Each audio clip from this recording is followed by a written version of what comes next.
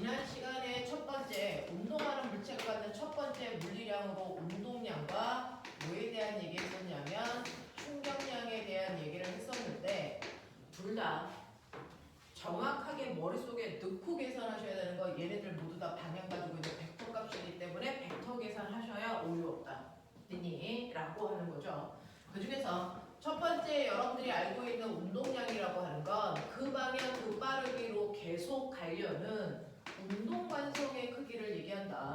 운동 관성의 크기를 얘기하기 때문에 운동량은 물체의 질량에다가 움직이는 속도를 곱한 값이다. 벡터 값이다.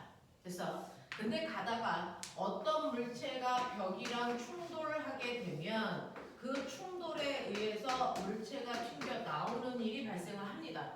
자, 이렇게 되면 처음이랑은 다른 빠르기를 가질 수도 있죠. 자, 이런 식으로 만약에 됐다 그러면 얘는 충돌하기 전에 운동량은 오른쪽 방향으로 4의 운동량을 가지고 있었는데 충돌을 한 후에는 왼쪽 방향으로 2의 운동량을 가지게 됩니다.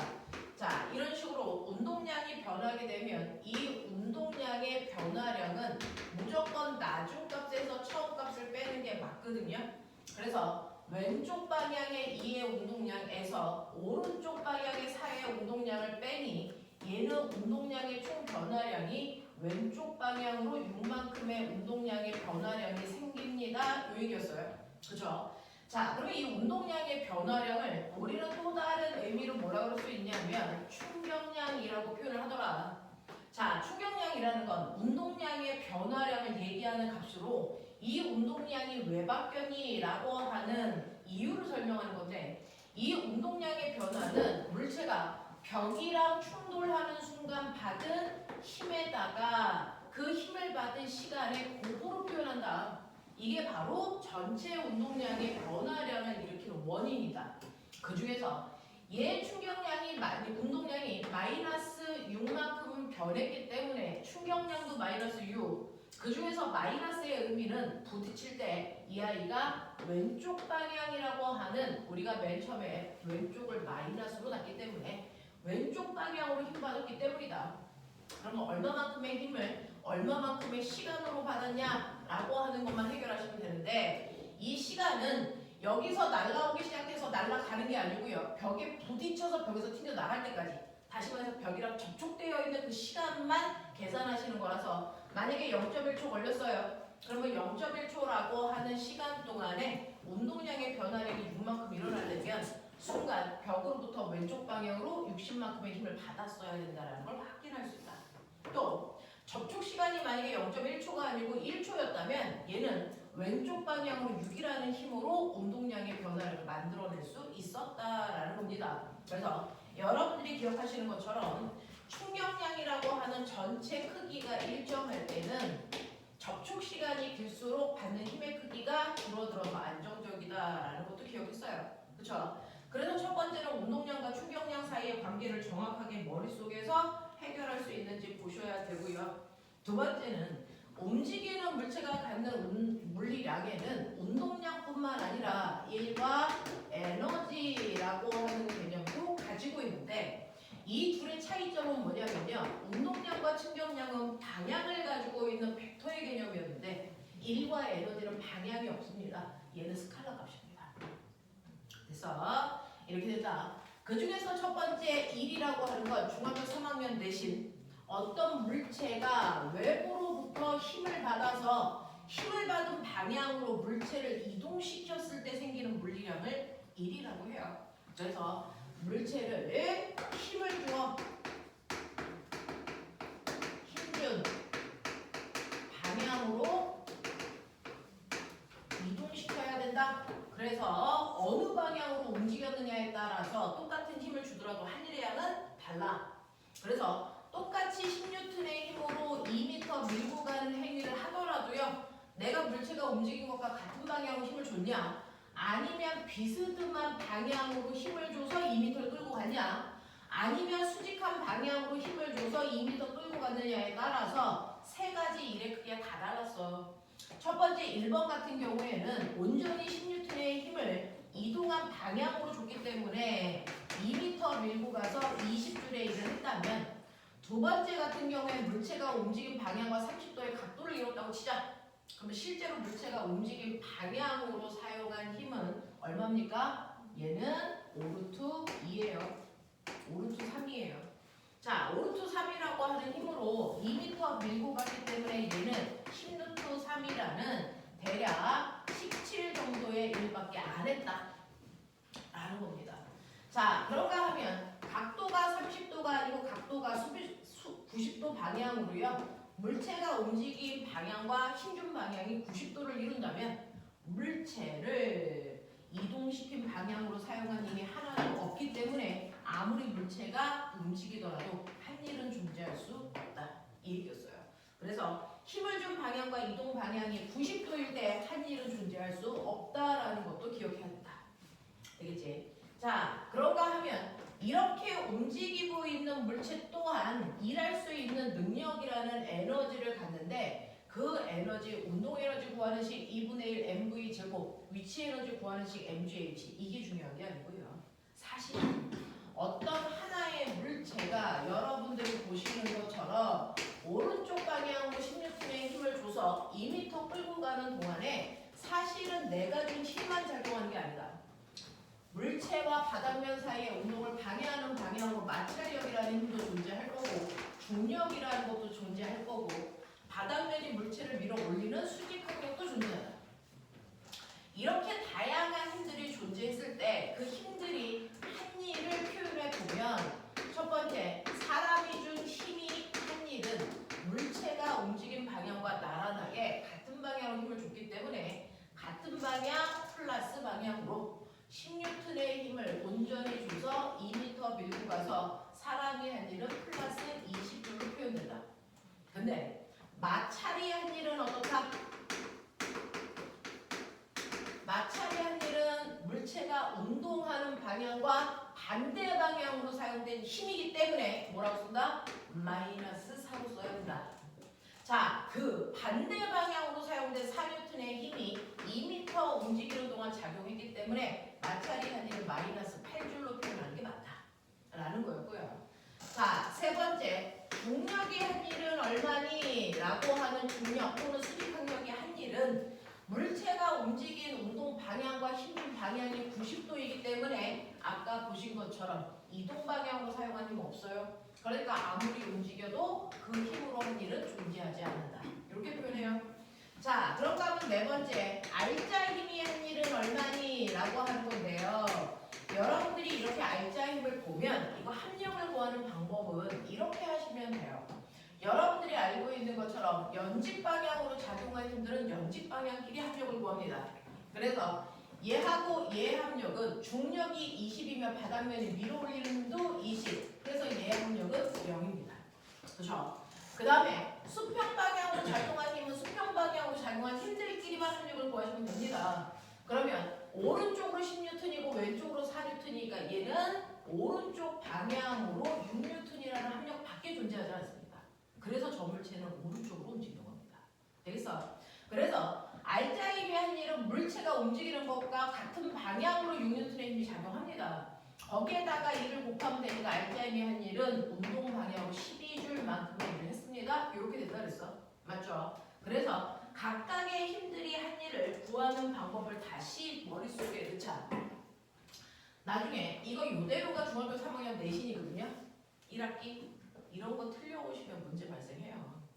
그렇죠? 그래서 선행을 아무리 많이 해도 현행에서 틀리면 의미가 없는 짓을 하고 있는 거거든요. 머릿속에 정확하게 드셔야 되고요. 중학교에서는 물론 플러스와 마이너스라는 부호로 띄고 계산합니다. 띄고 계산합니다. 그렇죠? 자, 그래서 이렇게 한 일도 다양하게 우리가 구할 수 있다는 거 기억해 주시면 되고 중학교에서의 포인트는요. 물체를 오른쪽으로 10N의 힘으로 줘서 2m 끌고 가는데 이때 중력이 한 일이 얼마니? 이렇게 물어봐요. 그럼 중력이 한 일은 없다라고 자신 있게 쓰셔야 됩니다. 알겠어? 이런 것들 해결하시면 되고요. 자, 그 다음에 이러한 일을 내가 무한대로 할 수 있니? 아니야. 물체도 사람도 사실은 일할 수 있는 능력이라는 게 정해져 있기 때문에 그 능력 안에서만 일을 할 수 있는데 일할 수 있는 능력을 우리가 뭐라고 할 거냐면 에너지라고 부른다 라고 얘기했어요. 자, 자, 그래서 이 어떤 물체가 처음에 가지고 있는 에너지가 얼마냐에 따라 일할 수 있는 능력이 한계되어 있겠죠. 그 중에서 100줄만큼의 에너지를 가지고 있다고 치면 얘는 일을 많이 해봤자 100밖에 못해요. 근데 얘가 일을 했다면 40만큼 했다면 일을 한 만큼 에너지는 감소해서요. 나중 에너지는 여러분들이 알고 있는 것처럼 60이 되죠. 그래서 일을 했다라는 건 에너지를 감소시켰다라는 뜻으로 우리는 이런 식으로 수식으로 표현할 수 있다. 됐죠? 그러면 실제로 여러분들이 보시는 것처럼 일 중에서는 에너지를 줄이는, 감소시키는 일이라는 게 존재하죠. 그걸 우리가 마이너스로 표현한 일, 그 마이너스로 표현한 일이 바로 요 일입니다. 그래서 물체가 운동하는 동안 운동 방향과 반대 방향으로 작용한 힘이 한 일만큼은 무조건 에너지를 감소시킨다 라는 뜻입니다. 그래서 자, 그런가 하면 처음에 에너지가 60이었는데 나중에 에너지가 80 됐어요. 그러면 얘는 에너지가 20만큼 증가하는 일을 받았다는 거예요. 그렇죠?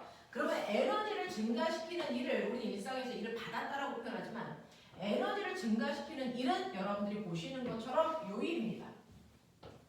물체가 운동하는 방향으로 작용한 힘이 한 일이 바로 에너지를 증가시키는 일입니다. 그래서 또 어떤 물체가 처음에 에너지를 이만큼 가지고 있었는데 시간이 지나도 에너지의 변화가 없다면 얘는 반드시 일을 받은 것도 한 일도 존재하지 않는다는 뜻이겠죠. 그래서 우리가 느껴야 되는 건 에너지는요. 일을 받은 만큼만 늘고 일을 한 만큼만 줄어요. 일을 하지도 받지도 않으면 에너지의 변화는 존재할 수 없다라는 겁니다. 그래서 이렇게 된다. 그래서 에너지가 변했다면 반드시 일을 받거나 했다라는 겁니다. 그래서 원래 일의 물리적 정의는 물체한테 힘을 줘서 힘을 준 방향으로 물체를 이동시키는 걸 일이라고 하지만 일의 또 다른 뜻은 뭐냐면 일은 에너지 변화량입니다. 그래서 우리는 실제로 이걸 기억하고 문제를 푸셔야 돼요. 일이라는 건 에너지 변화량이기 때문에 에너지가 변했다면 반드시 일을 했다라고 여러분들이 예측하고 문제를 푸는 게 맞다. 되겠어? 네. 라고 하는 거 머릿속에 집어넣으시면 되죠. 일은 에너지 변화량입니다. 그죠? 어떤 일이 어떤 에너지를 변화시킬 수 있냐? 이걸 일 에너지 정리라고 하는데 일 에너지 정리라고 하는데 사실은 아무 일이 아무 에너지를 변화시키는 건 아니고요. 특정한 일이 특정한 에너지를 변화시켜요. 그 중에서 운동 에너지를 변화시키는 일은 정해져 있습니다. 이건 아까 여러분들이 구했던 알짜 힘이 한 일이 바로 운동 에너지의 총 변화량입니다. 그래서 운동 에너지의 변화량은 사실은 알짜 힘이 한 일이다. 그러니 여러분들이 보시는 것처럼 여기 있던 가의 위치에 있던 아이가 2m 움직여서 나의 위치로 오게 되면 얘는 처음보다 운동 에너지가 정확하게 12만큼 증가해 있어야 된다. 이 뜻입니다. 되겠어? 12만큼 운동 에너지가 증가해 있어야 된다. 그러니 처음에 내가 힘주기 전에 2kg짜리가 2의 빠르기로 가고 있었어. 그러면 얘는 처음에 운동 에너지가 2분의 1 곱하기 2 곱하기 4여서 4줄만큼의 운동 에너지를 가지고 있었는데 여기까지 오는 동안 알짜 힘의 한 일을 12만큼 받았기 때문에 이 순간의 운동 에너지는 무조건 16이 돼야 된다. 이 뜻입니다. 그렇다면 이 순간의 속력은 얼마여야 되냐? 2분의 1 곱하기 2 곱하기 V제곱 이 순간의 속력은 4였어야 된다라는 얘기를 할 수 있죠. 이 정도의 문제가 중3 때 나오면 아이들 다 전멸입니다. 근데 여러분들은 하셔야죠. 그래서 이런 것들을 머릿속에 넣을 수 있어야 된다. 알짜 힘이 한 일이 총 운동 에너지의 변화입니다. 그래서 네, 이런 것들입니다. 그래서 나중 운동 에너지는요. 나중 운동 에너지는 우리 운동 에너지를 표현을 습관적으로 EK라고 해요. 나중 운동 에너지는요. 여러분들이 알고 있는 것처럼 처음 운동 에너지에다가 해서 네, 알짜 힘이 한 일을 더하시면 돼요. 이렇게 변합니다. 되겠죠? 자, 그런가 하면 운동 에너지만 변하는 게 아니고 사실은 위치 에너지도 변합니다. 자, 위치 에너지의 변화량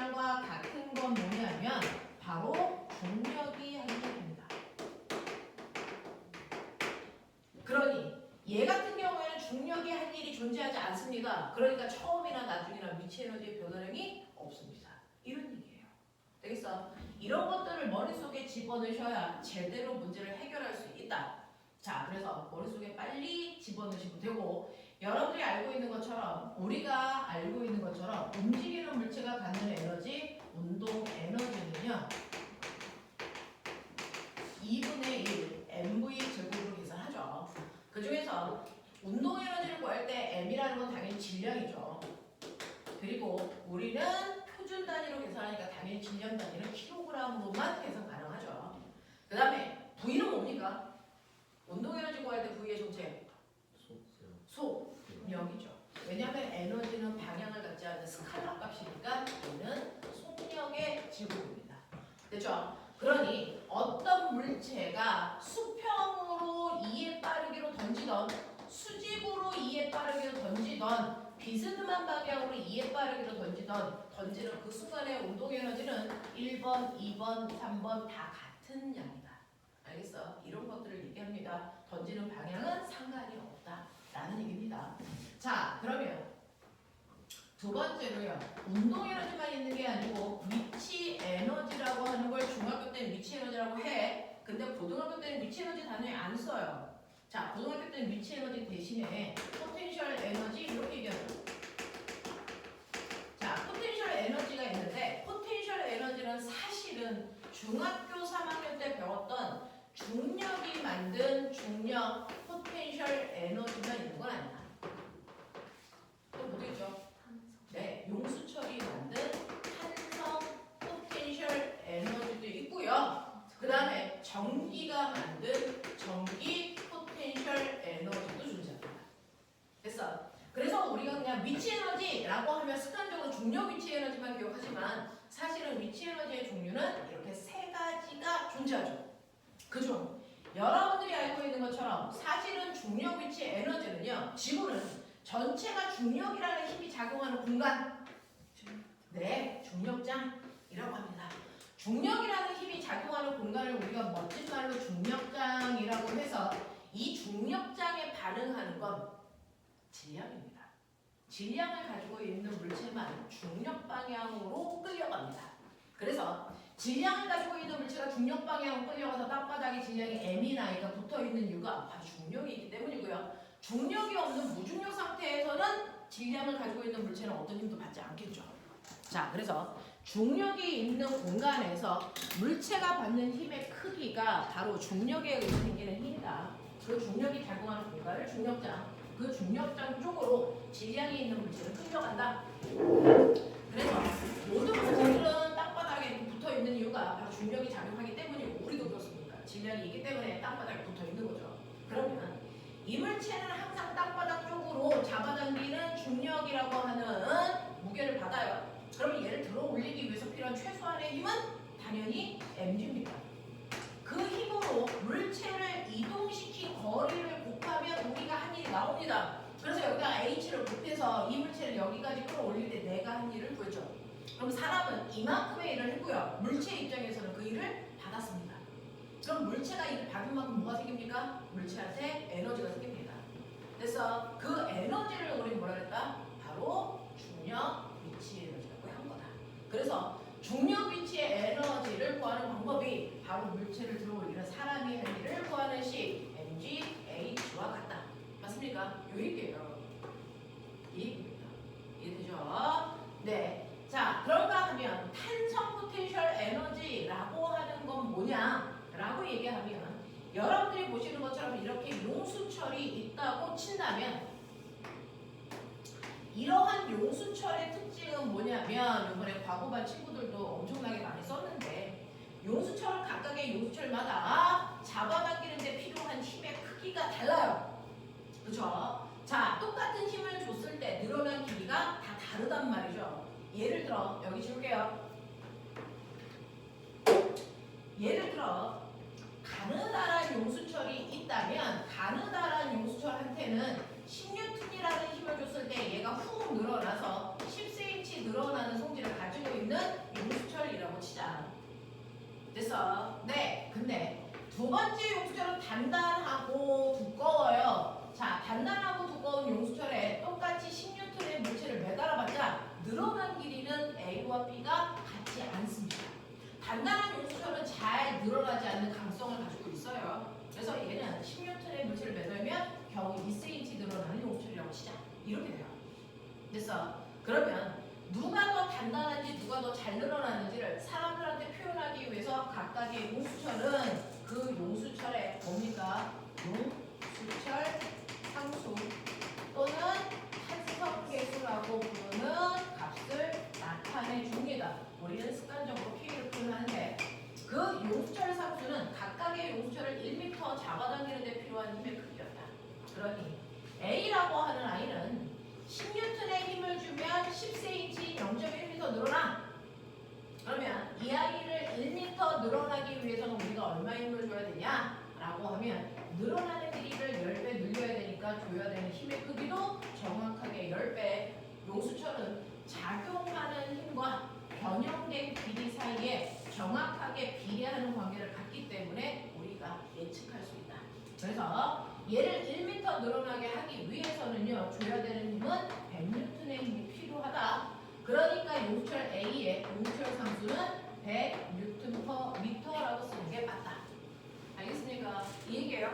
자, 같은 의미에서 용수철 B는 여러분들이 보시는 것처럼 10N의 힘을 줬을 때 10cm가 아니고 2cm니까 0.02m 늘어나요. 그러면 얘를 100m 아니 1m라고 하는 길이를 늘어나게 하기 위해서는 50배 많이 늘려야 되겠죠. 그럼 줘야 되는 힘도 50배 늘어나서 500N의 힘이 필요합니다. 그래서 여러분들이 보시는 것처럼 용수철 B의 용수철 상수는 500Nm라고 쓰는 게 맞다. 이입니다. 자, 그러면 이러한 용수철 상수를 알고 계신다면 이거 가지고 우리는 뭘 구할 수 있냐면 실제로 이름모를 어떤 아이를 매달았을 때 A라는 용수철이 10cm 늘어난다. 그러면 이 물체가 용수철을 잡아당긴 탄성력의 크기는 얼마냐라고 하는 탄성력의 크기는 그 용수철 상수에다가 용수철이 늘어난 길이만 곱하면 작용한 힘의 크기를 알 수 있다. 그래서 자, A라는 용수철의 용수철 상수는 100이고요. 얘를 매달았더니 늘어난 길이가 0.1m예요. 그래서 0.1 곱하시면 이 물체는 16분의 힘으로 당기고 있었구나. 되겠죠? 이렇게 된다.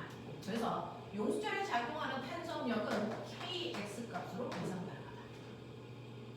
이해하니? 그리고 늘어난 길이가 X죠? 자, 그래서 우리가 알고 있는 것처럼 용수철에 작용하는 탄성력과 이동 거리 사이의 관계 그래프 그렸어. 비례야. 그럼 이 그래프의 기울기 뭐라고? 네, 기울기는 항상 X축분의 Y축의 변화량 2니까 계산해 보시면 탄성계수가 바로 탄성력을 나타내는 그래프의 기울기였다. 그래서 이 탄성계수만 보면 여러분들이 기울기만 보면 탄성계수 알 수 있고요. 그래서 탄성계수가 더 큰 얘가 B고요. 이렇게 그리시면 이게 A고요. 뭐 이런 느낌이야. 되겠어? 그래서 기울기가 더 탄성계수다. 자, 그런가 하면 기울기의 의미 아셨다면 이 그래프를 그렸을 때 밑에 있는 면적의 의미는 뭐냐? 자, 모든 그래프에서의 면적은 가로 곱하기 세로니까 가로는 늘어난 거리, 세로는 잡아당긴 힘. 그러면 힘 곱하기 거리니까 뭐니? 1. 자, 1이죠. 그래서 사람이 용수철을 잡아당기는 동안 사람이 해준 일. 그렇다면 용수철 입장에서는 받은 일. 자, 그럼 일을 받았으니까 용수철은 뭐가 생긴다? 에너지가 생긴다. 그게 바로 용수철이 갖게 되는 탄성 에너지 구하는 거다. 됐어. 그럼 용수철이 가지고 있는 탄성 에너지 구하는 식은 요거 면적 구하는 식이 되겠죠. 그래서 탄성 포텐셜 에너지 구하는 식이 2분의 1 kx 제곱이다. 이런 얘기. 하겠어. 자, 이런 식으로 해서 우리가 알고 있는 위치 에너지를요, 중력 포텐셜 에너지와 탄성 포텐셜 에너지로 여러분들은 개념을 확장해 드렸고요. 사실은 한 바퀴 다 돌린 친구들이니까 전기 포텐셜 에너지라고 하는 것도 계산을 할 수 있어야죠. 그래서 전기 포텐셜 에너지는요, 실제로 우리가 중력이 작용하는 공간 안에 있어서 그 중력의 영향을 질량을 가진 아이가 받아. 그래서 실제로 중력 방향을 받는 힘이 mg니까 들어올릴 때 mg만큼의 힘들었어. 그래서 이동시킨 거리가 h니까 중력 포텐셜 에너지는 mgh야. 이 중력장하고 똑같은 게요. 바로 전기장입니다. 전기장이 작용하는 곳에 됐어. 이 힘을 받는 아이는 전하를 가지고 있는 아이입니다. 질량하고 무관합니다. 그 아이의 전하량이 플러스 4쿨롱처럼 Q라고 치자. 그러면 얘를요. 전기장 방향으로 플러스의 전하를 띈 아이가 힘을 받잖아요. 얼마만큼의 힘을 받아요? 전기장이라는 건 1쿨롱당 받는 힘이죠. 그래서 예를 들면 15N per 쿨롱죠. 1쿨롱의 아이는 10N의 힘으로 당기는 힘을 받아. 이런 뜻이야. 근데 얘는 4쿨롱이잖아. 그래서 얼마 힘을 받아요? 40이죠. 어떻게 한 겁니까? Q2. 이게 바로 전기력 관식이죠. Q2. 됐어. 그래서 우리가 쿨롱력 이렇게 외운다 그랬어요. 자, 그러니 얘를 들어 올리기 위해서 필요한 최소한의 힘은 Q이다. 그 힘으로 이동시킨 거리를 D라고 주면 D를 곱한 만큼이 바로 이걸 잡아당기는 동안 사람이 한 일이고, 그걸 받은 이 입자는 전기 포텐셜 에너지를 갖는다. 그래서 전기 포텐셜 에너지 구하식이 QED다. 기억나? 근데 만약에 이게 Q쿨롱이 아니고요 1쿨롱이라는 기준 전하면 그 기준 전하가 갖는 전기 포텐셜 에너지를 멋지면 뭐라 그러니? 전기 포텐셜 에너지 뭐라 했어? 위. 1쿨롱의 전하가 갖는 위치 에너지를 전이라고 하고, 우리 단위 뭘로 쓴다? 볼트. 근데 얘가 1쿨롱이니까 1쿨롱인 아이는 2D만큼의 전이 가져요. 이렇게 했지? 맞아. 그러니까 거꾸로 2D를 볼트로 써도 된다. 그래서 이거 볼트로 바꾸면 QV가 전기 에너지 구하는 또 다른 식이었다. 맞죠? 네, 이런 얘기였어요. 그래서 여러분들이 알고 있어야 되는 포텐셜 에너지는 한번 배우면 머릿속에 넣으셔야 여러분들이 가고자 하는 목적성이 있는 학교 갑니다. 정신 차리십시오. 자, 포텐셜 에너지는요. 이렇게 세 가지로 구할 수 있어. 중력 포텐셜 에너지, 탄성 포텐셜 에너지, 전기 포텐셜 에너지. 되죠? 이렇게 구할 수 있더라. 자, 그래서 한 번 듣는다고 되는 게 아니니까 지금 복습하는 거 대신에 지금 복습하면 적어도 머릿속에 80~90%는 이제 드셔야 됩니다. 이제 마지막입니다. 그래야 여러분이 하이탑2라고 하는 어느 정도 할 수 있어요. 자, 그래서 여기까지는 정리가 좀 되어 있는 상태. 자, 그래서 지난 시간에는 여기까지 보여드렸고 오늘 요거 다시 보여드립니다. 자, 그럼 그거 가지고 문제를 풀어가지고 오셨고, 그 문제를 푸는 과정에서요. 여러분 중학교 때는 배우지 않았지만 고등학교 때는 마치 중학교 때 배웠어야 되는 것처럼 중학교에서 배우지 않았어? 라고 하면서 고등학교 때 잘 안 가르쳐주는 개념이 있어요. 근데 여러분 중학교 때 배운 적이 없죠. 자, 여기서 문제를 풀어보셨으면 알겠지만 중학교 교과서가 개편되면서 여러분들과 모르는 내용, 원래는 알고 있어야 되는 개념이 하나 있습니다. 자, 그게 뭐냐면 문제를 풀어봤으니까 알겠지만 일률이라는 개념입니다. 자, 여러분들이 사람이 일을 해요. 지금 쭉 해줬어요. 저게 일이죠. 자, 근데 A라는 사람도요 100줄의 일을 했고요 B라는 사람도 100줄의 일을 한다면 누가 더 일을 효율적으로 한 거야? 구별할 수 없습니다. 한 일만 본다면. 됐어? 그러면 누가 더 일을 효율적으로 했니? 라고 하는 그 효율성은 뭐니? 네, 짧은 시간 내에 누가 더 그 일을 해놨니? 또는 같은 시간 동안 누가 일을 많이 했니? 이거 묻는 거잖아요. 그걸 우리는 뭐라 그런다? 일률이라고 부른다. 일률이라고 한다. 여러분들이 일상생활에서 능률이라고 하고요. 효율이라고 하는데 물리에서는 그걸 일률이라고 한다고요. 자, 그러면 이때 똑같은 100줄의 일을 하는데 걸린 시간은 어떠냐면 A라는 사람은 10초 만에 그 일을 한 거고요. B는 1초 만에 한 거예요. 당연히 여러분들 수식으로 계산 안 해도 누가 더 일을 능률적으로 한 거니? B죠. 몇 배?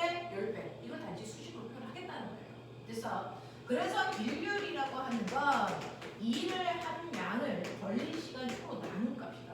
나눈 겁니다. 그러니 A라는 건 100줄의 일을 10초라는 시간 동안에 했기 때문에 이 사람의 일률은 계산해보시면 10줄 per 초예요. 이게 이 사람의 일률입니다. 근데 단위를 이렇게 중복해서 쓰는 게 귀찮아서요. 과학자 이름으로 바꿔서 10W의 일률을 가져요. 이렇게 표현하겠다고요. 됐죠? 자, 그러니까 당연히 B의 일률은요. 보시는 것처럼 100줄의 일을 하는데 1초밖에 안 걸렸죠.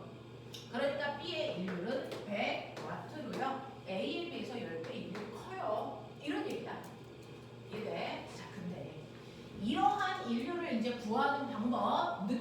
이런 거 알겠어. 그러니까 어떤 I의 일률이 만약에 10W라면 이걸 해석해야죠.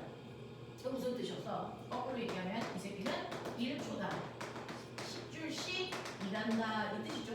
그러니까 당연히 얘가 5초 동안 하는 일 얼마니? 얼마겠어요? 50줄이에요. 이렇게 가면 돼요. 됐어. 그러니까 일률의 의미 정확하게 이해하시면 되고요.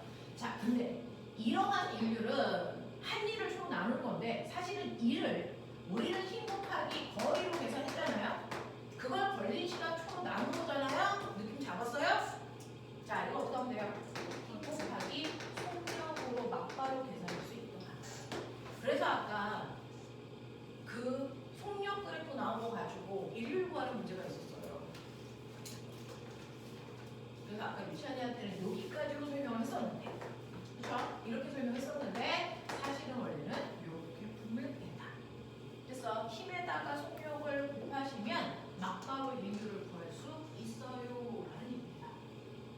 되겠냐? 그래서 일률을 구하는 방법 중에 한 일을 초로 나누는 이 방법을 우리가 보편적으로 쓴다. 하지만 속력이 나왔을 때 힘에다가 속력을 곱하시면 되더라.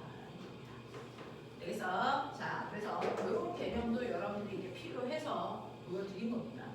자, 그러면 넘어오시면 틀린 것들을 쭉 보셨어요. 그리고 역학적 에너지 전환할 때 탄성 포텐셜 에너지라는 개념을 안에서 뒷부분은 풀 수 있는 사람만 풀어와라고 했던 거고요. 자, 그러면 그 중에서 첫 번째 여러분들이 다 풀어왔던 앞부분을 한번 보죠. 47페이지입니다. 자, 질문할 거 있을까요? 47페이지의 1번은 해결을 하셨나요? 기억, 니은, 디귿 둘이 다 이해되시나요? 네, 넘어갈게요. 자, 48, 49페이지에서 질문할 거 있나 확인. 자, 어디 2번인지 얘기하셔야 돼요. 자, 48페이지 2번. 지금 이거 한 페이지에 한 문제씩 있는 건 수능 기출이라서 여러분들이 생각할 거리들이 쉽지는 않습니다. 자, 꼼꼼하게 해보시라고 옆에 빈칸도 보여드린 거예요. 거기다가 필요한 것들을 메모해 보셔도 될 것 같고요. 자, 의진아. 봐. 내신, 성적.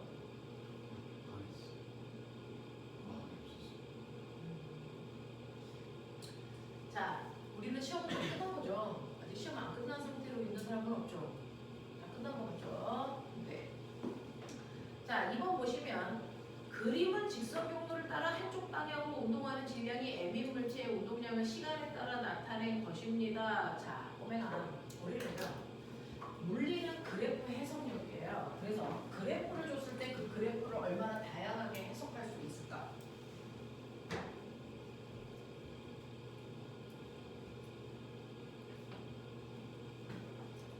라고 하는 거예요. 그래프 해석력이 여러분들이 가지고 계셔야 되는 개념이죠. 넘기십시오.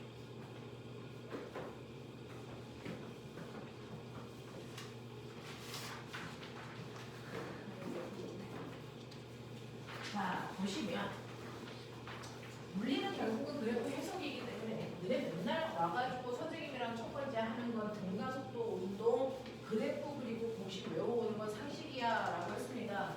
그걸 할 수 있는 사람과 할 수 없는 사람은 자기 관리 능력입니다. 자, 여러분들 첫 번째 그래프에서 우리가 해석해야 되는 거 모든 그래프의 기울기는 언제나 x축분의 y축의 변화량이 기울기의 의미다. 그러니 아까처럼 그래프 그렸을 때 누가 가르쳐주지 않아도 그래프의 기울기가 뭔지 면적이 뭔지 해결하셔야 된다. 그게 상위권과 일반적인 아이들을 나누는 경계선이다. 그랬어요. 자, 그래프의 면적은 언제나 x축과 y축의 고배 물리량이 숨어있다. 됐어? 네. 그래서 여러분들이 보시는 것처럼 우리가 습관적으로 하는 시간에 따른 속도 그래프요. 그래서 등가 속도 그래프 이렇게 그렸잖아요. 됐니? 그러니까 이 그래프의 기울기와 면적이 뭘까 했었다.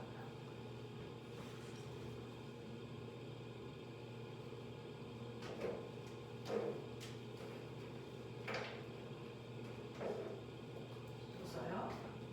등가 속도 공식도 써보시죠. 어차피 시작한 김에.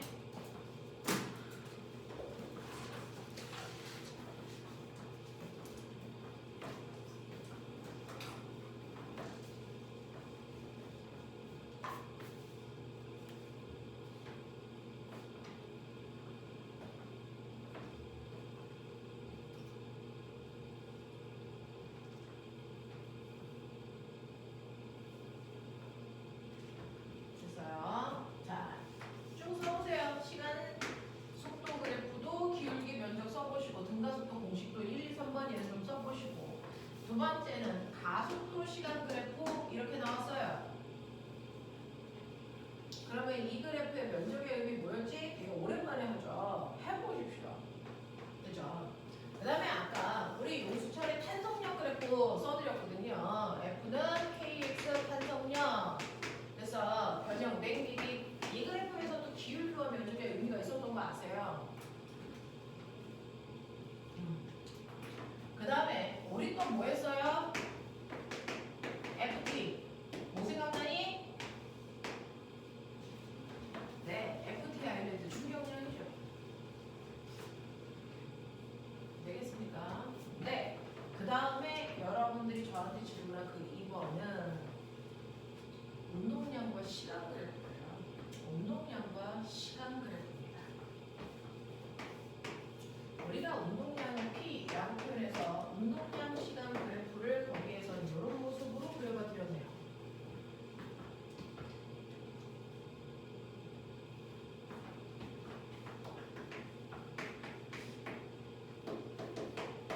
이런 느낌이야. 자, 그러면 우리가 해석할 수 있는 그래프의 기울기와 면적의 어떤 물리량을 해석할 수 있으면 그것들을 다 담아 보시면 좋죠.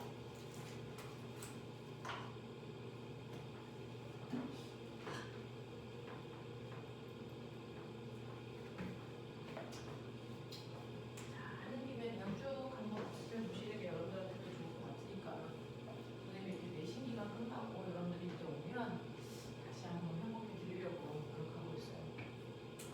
자, 시간, 속도 그래프는요. 기울기는 T분의 V니까 여러분들이 T분의 델타 V니까 가속도인 거 알죠? 그래서 가속도의 크기를 시간분의 속도 변화량으로 나타나니까 그렇습니다. 그렇죠? 그래서 얘는 기울기가 일정한 값을 갖기 때문에 가속도가 일정한 등가속도 운동을 해라고 하는 걸 기억하십니까? 자, 그 다음에 밑에 있는 면적은요. 여러분들이 보시는 것처럼 면적은 속도에다가 시간을 곱했습니다.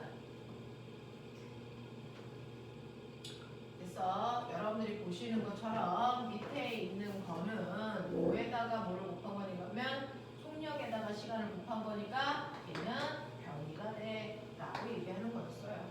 그쵸? 요런 느낌이었어요. 요런 느낌이어서 자, 그 다음에 여러분들이 보시는 AT 그래프는요. 밑에 있는 면적의 의미가 있어요.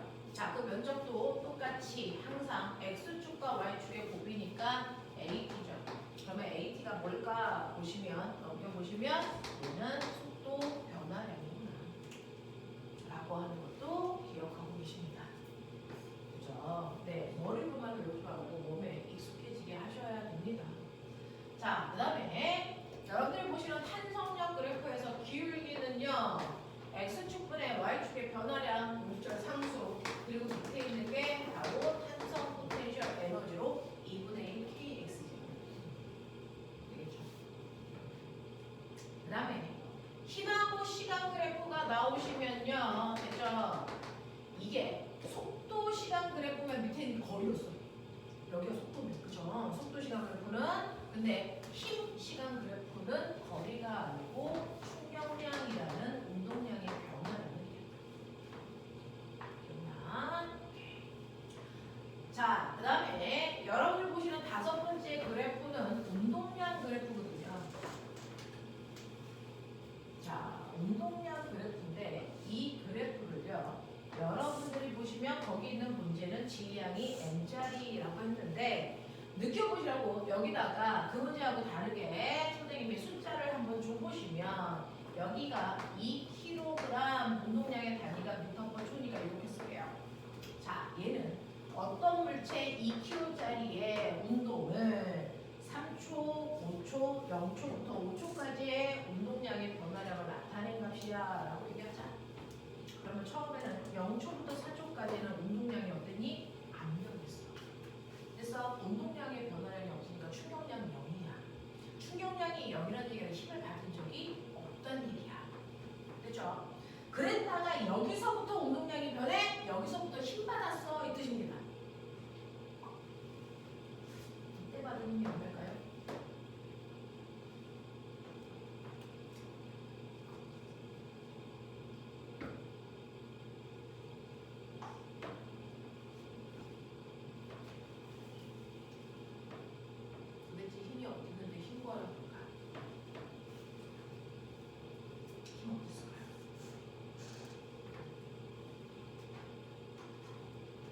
힘입니다. 힘.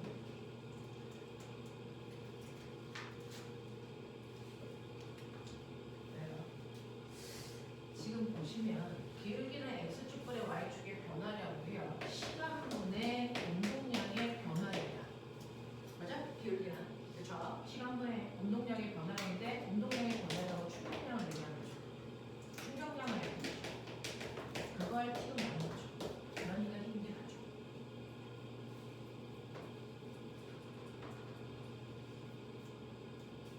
그래요. 그럼 얘는 운동량의 변화량이 얼마입니까?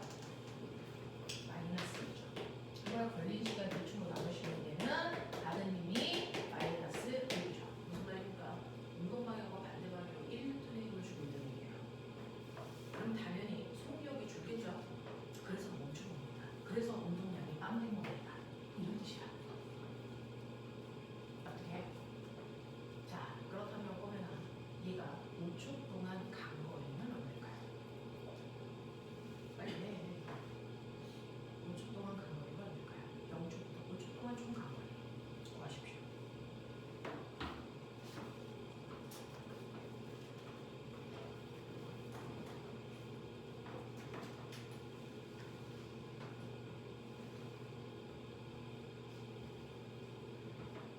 우리는 일반 선행반이 아니고 블랙과학 선행반이에요. 연관 목적성을 좀 가지고 있는 이과 상위권 친구들이 앉아있는 공간이어야 되기 때문에 생각을 좀 많이 하셔야 됩니다.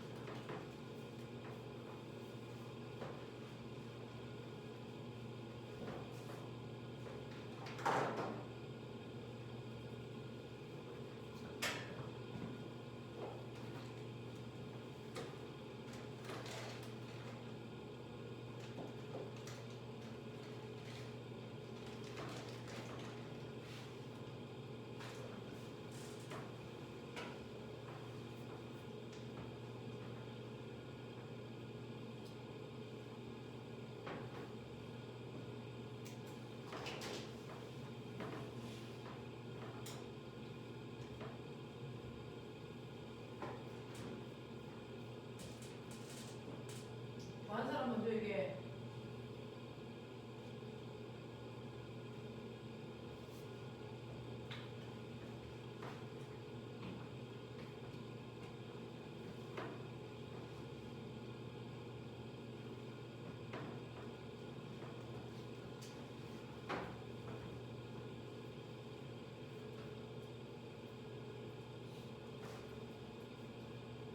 정우, 구했어? 호진아.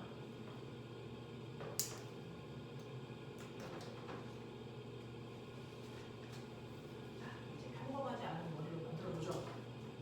자, 여러분들 이거 어떻게 할까요? 이게 이과 최상의 아니기 3입니다. 보시면 이거요. 이렇게 고쳐집니다. 그래서 넣어주실 거예요. 이거 이대로가 분명히 그래도 바꿀 수 있어요. 그러고 나면 각본이 구하는 건 그래서 네 평범한 아이들이 다 하죠. 문제는 이걸로 볼 수 있는 눈을 가지고 있는 아이들은 최상의 건 아이들밖에 없다는 거죠. 왜요? 얘는 이죠. 서로 정신 안 차려요. 몇 번을 얘기했어요. 자, 이거 MV예요. 운동량은 MVP니까 그죠? 이거를 M으로 나누면 V야. 맞아? 그러니까 운동량을 질량으로 나누면 그냥 속도가 되는 거야. 그 자체가. 근데 질량을 2kg로 줬잖니. 그러니까요. 되겠어? 그래서 운동량이 2야. 그럼 2kg로 나누시면요. 요거 그 자체가 처음에 출발할 때 속도가 1이었다는 뜻이고 1이라는 속력으로 쭉 가다가 2초 동안 속도가 감소해서 0 됐다는 뜻이잖아. 되겠어? 네. 그래서 그래프 개형은 그대로. 그래프 개형은 그대로 가고 운동량이 나오면 그걸 질량으로 나누면 시간 속도 그래프가 된다. 그러니까 여기를 1m/초로 보는 게 맞다. 그리고 여기가 3초이고 여기가 2초이다. 인 거예요. 그러니까 얘가 5초 동안 간 거리는 이제 면적 구하는 그 심플한 문제로 바뀝니다. 그러니까 요 구간은 3m, 요 구간은 여러분들 보시면 1m, 총 합쳐서 4m 왔어요. 이 뜻이야.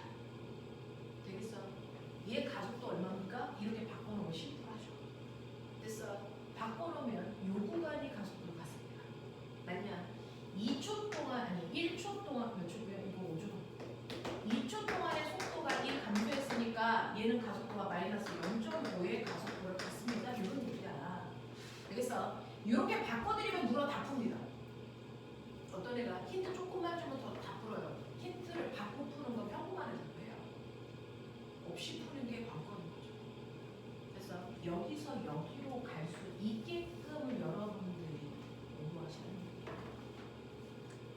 그래서 운동량 시간 그래프를 속도 시간 그래프로 바꿔놓으시면 된다. 그러면 웬만한 것들은 다 해결할 수 있고요. 운동량 시간 그래프에서 기울기가 바로 힘의 크기를 얘기한다 라고 하는 겁니다. 자, 그래서 여러분들 보시면 아까 서준이가 질문한 2번 문제입니다. 그림은 직선 경로를 따라서 한 방향으로 운동하는 질량의 M인 물체의 운동량은 시간에 따라 나타낼 것이고요. 그 중에서 기억 보시면 ET일 때 물체의 속력은 얼마이겠습니까? 네, 여러분들이 보시는 것처럼 속력은요, 그냥 운동량을 질량으로 나누시면 속력이라 그랬으니 V는 M분의 P예요. 이출 때 운동량이 그대로 P니까. 자, 그래서 그 I M분의 2P0가 아니고 M분의 P0입니다. 이 T셔야 돼요. 자, 3초부터 5초까지 물체가 받은 충격량의 방향은 운동 방향과 반대 방향입니다. 됐죠? 운동 방향과 반대 방향이기 때문에 속력이 줄어드는 거죠. 되겠어? 네, 라고 생각하셔도 되고, 실제로 여기에서 충격량이라고 했으니까 운동량의 변화량을 여기서 구하라는 겁니다. 운동량의 변화량이 충격량을 구하라고 했으니 나중 운동량 0에서 처음 운동량 P0를 빼시면 돼요. 그래서 충격량은 마이너스 P0이기 때문에 운동 방향과 반대 방향이구나 라고 하는 것도 확인하십니다. 자, 그 다음에 지금 보시면 4T일 때 물체의 가속도의 크기는 이라고 했습니다. 됐죠? 네, 가속도는요 요 기울기가 힘이라고 했으니 그걸 질량으로 나누시면 됩니다. 그래서 자, 그러면 요 기울기는요 2T분의 됐니? P0이고요. 이걸 질량으로 나누시면 가속도 이런 거. 됐죠? 요만큼이 힘이니까 힘을 질량으로 나누셔야 가속도가 되죠. 되겠어? 이런 얘기예요. 이런 얘기예요. 그래서 이런 식으로 해결. 처음부터 눈에 막 보이진 않습니다. 선생님이 하라고 막 푸시긴 하지만 처음부터 이렇게 잘 보이진 않으니까 자꾸 집에 가서 이런 문제들 보십니다. 그냥 학원에 몸만 왔다 가시면 큰일 납니다. 자, 그래서 49페이지까지 여러분들 정리해봐 드린 것 같아요. 자, 50페이지, 51페이지까지 질문.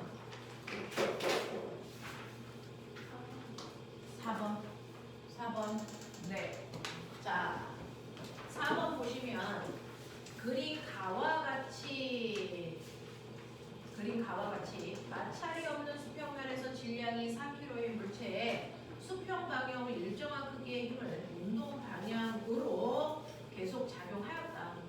그림 나는 가의 물체에 F를 작용한 순간으로부터 물체의 운동 에너지를 이동 거리에 따라서 나타낸 값이다.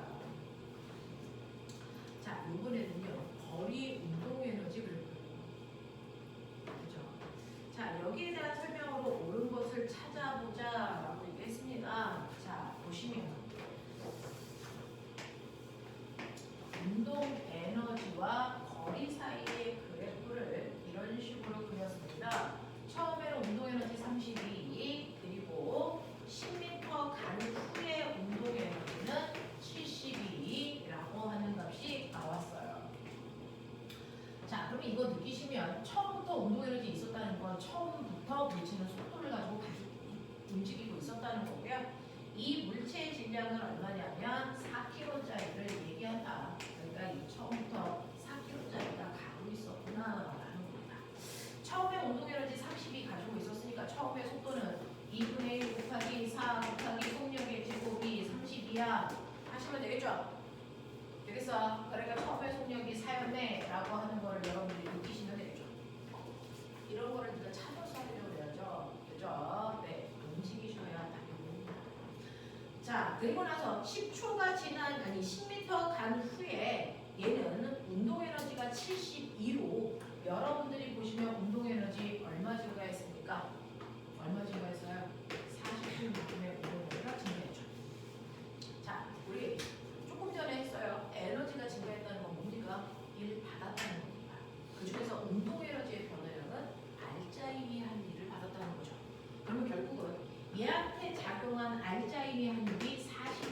이다.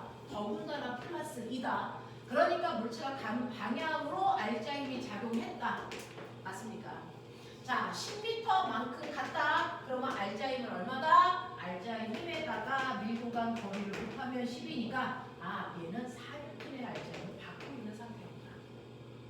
생각을 못하는 것도 이상해요. 그렇죠? 이런 것들을 분석하셔야 됩니다. 그래서 여기에 온 후에 운동 에너지가 72가 됐으니까 이 순간의 속도 얼마일까요? 2분의 1 곱하기 4 곱하기 9 제곱이 70입니다. 그러니까 이때 속력이 600구나.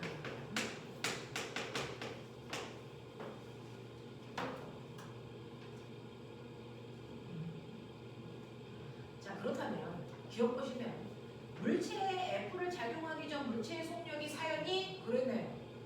자, 그럼 니은 0에서 10m까지 이동하는 동안 물체의 운동 에너지의 변화량 40이니? 그리고 그대로 보는 거니까 못 봐도 병신입니다. 자, 디귿 5m 지점을 지나는 순간 물체의 가속도의 크기는 이라고 했어요. 됐죠? 얘는요. 여기서 여기까지 가는 동안 일정한 힘을 받습니다. 그러니 가속도는 여러분들이 보시는 것처럼요. 질량을 그래서 힘으로 나누시면 되는데 얘한테 작용할 알자힘의 크기가 아까 보여드렸습니다. 얼마라고 보여드렸죠? 4N. 그러니까 4N의 힘을 받았어요. 몇 킬로짜리가? 4킬로짜리가. 그러니까 가속도는 2.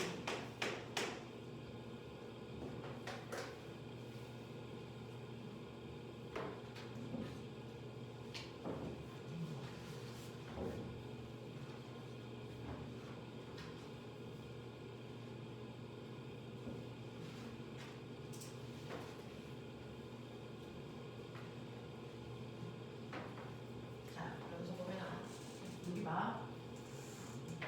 요만큼이 뭐야? 운동 에너지 변화량. 운동 에너지 변화량이 뭐야? 알자힘이야. 알자힘이 한 일은 어떻게 돼? 알자힘 곱하기 1 곱하기. 그렇죠? 그러면 이 기울기는 뭐겠니? 기울기입니다. 머리분에 됐어. 알자힘이야. 그러니까 기울기가 뭐겠니? 힘. 맞아? 끌고 갈 수 있어? 이거 힘이었어. 그래서 이거 기울기 보면 10분의 44였어. 그래서 이거 알자힘 크기가 나온 거야. 그 얘기야. 괜찮아? 네. 그래서 알자힘이 나왔으니까 이걸 질량으로 나누면 가속도도 나오겠죠. 됐어요. 그렇게 여기까지 이렇게 하면 돼. 저 기울기 그 자체가 알자힘이었어. 그래서 운동 에너지의 변화량이 알자힘이 한 일이야. 그 알자힘이 한 일을 거리로 나누시면 알자힘이죠. 그래서 이 그래프의 기울기는 알자힘의 크기를 얘기해요. 이런 식으로 여러분들이 그래프를 볼 때마다 생각을 해봐.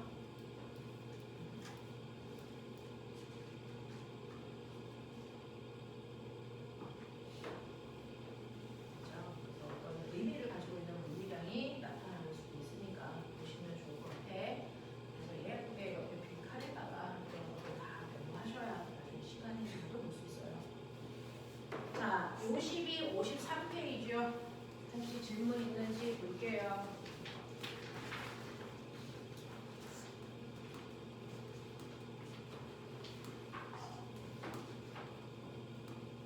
어떨까요? 괜찮나요? 괜찮나요? 네.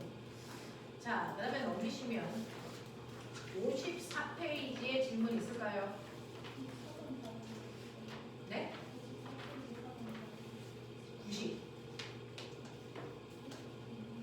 응? 5번이요? 2번.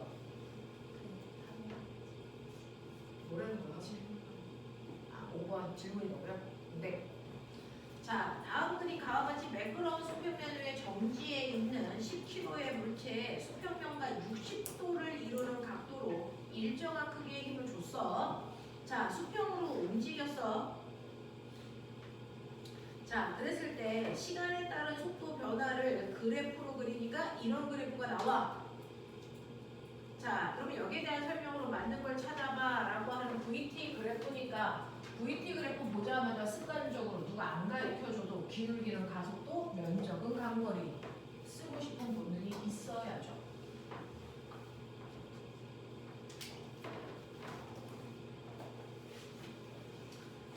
자, 문제는요. 이렇게 물체가 있을 때 이제 종합교스러운 내용이 아니라는 거죠. 10kg짜리 물체가 있는데 힘을 비스듬하게 60도의 각도로 줬다라는 게 핵심인 거죠. 자, 60도의 각도로 힘 F를 줘서 이 물체가 밀고 가는데 5초가 지난 후에 이 I는 시간에 따른 속도 변화 그래프가 이렇게 됐다라는 얘기입니다. 그래서 5초일 때 속도가 4 됐어요 라고 하는 걸 보여드리는 거예요. 그러니까 얘는 가속도가요. 여러분들이 알고 있는 것처럼 0.8이 나와야 되고요. 5초 동안 간 거리가 10m인 거를 아셔야 되겠고요. 뭐 이런 느낌이야. 그리고 이제 머리가 있다면 이거 10km니까 속도에다가 질량을 곱하면 운동량으로 나올 수가 있어. 그치? 그것도 되지. 거꾸로도 가지. 그죠? 그래서 얘는 운동량 그래프도 그려가 드리면 대형 운동까지 가는데 여기가 40, 여기가 5초. 그렇다면 이 기울기는 힘. 맞아? 발등. 이러고 되잖아.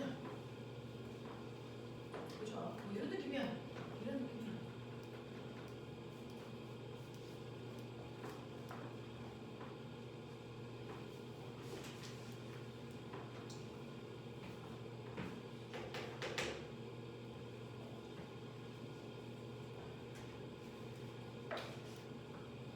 그래서 보시면요. 기억이요. 물체에 작용한 힘 나왔죠? 팔입니다. 물체에 작용한 힘 팔.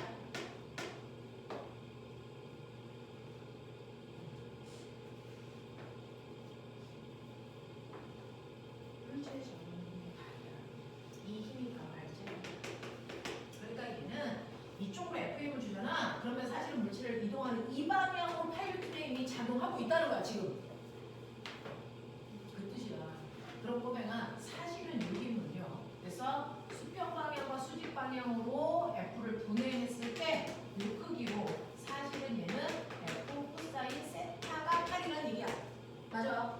네. 그 중에서 코사인 60이니까 2분의 1 F가 8이라는 거니까 실제로 비스듬한 방향으로 주는 힘은 16N의 힘을 주고 있다는 뜻이야. 맞아. 그래서 이 방향으로 16N의 힘을 당기고 있어 이 뜻이고요. 알자임이 8이라는 건 이거를 이렇게 고치시면 되게 심플하게 나와요. 그래서 운동량 시간, 속도 시간 그래프가 사실은 좀 많이 활용하면 편합니다. 자, 그 다음에 는 물체가 5초 동안에 받은 일은요 라고 하는 거죠. 물체가 5초 동안에 받은 일을 받은 만큼 에너지가 증가합니다. 그래서 에너지 증가량으로 가셔도 되겠죠. 그래서 처음에는요 운동 에너지 0입니다. 5초가 지난 후에 운동 에너지는요 2분의 1 곱하기 10 곱하기 5초일 때 속력이 4니까 16 계산하시면 80입니다. 그러니까 얘는 이를 80만큼 받은 거구나 라고 하는 거죠. 그죠?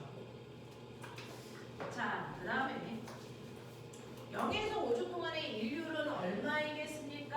라고 하는 거니까 일률은 여러분들이 보시는 것처럼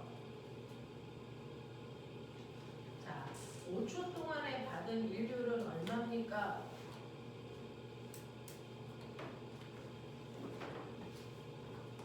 얼마입니까? 한 일을 원래 시간 쭉 나누시면 되겠죠? 네. 이거 5로 나누시면 얼마 나오고요? 16 같은 이렇게.